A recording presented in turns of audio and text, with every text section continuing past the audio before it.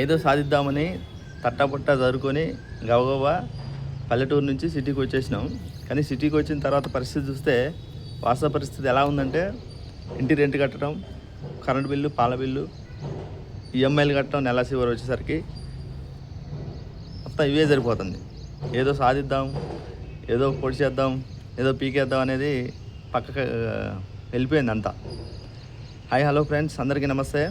ముందుగా అయితే నిన్న మన women's Indian team Pakistan women టీంని క్రికెట్లో ఓడించడం జరిగింది. మన టీం గెలవడం జరిగింది. వాళ్ళకి ముందుగా అయితే ప్రత్యేక అభినందనలు, కంగ్రాచులేషన్ చెప్దాం.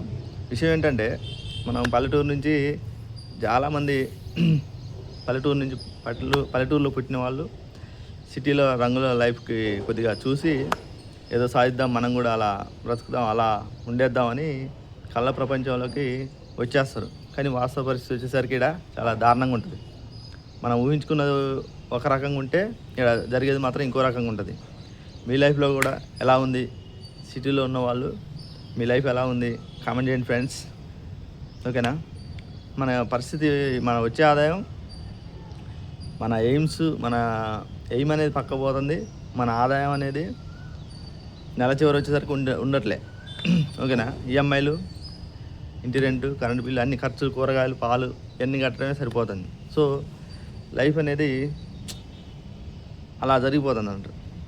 ఏదో సాధిద్దాం అనుకునే వాళ్ళకి ఏం సాధించలేకుండా, అలా సాటిస్ఫాక్షన్ లేకుండా, లైఫ్ సాటిస్ఫాక్షన్ లేకుండా అలా వెళ్తుంది.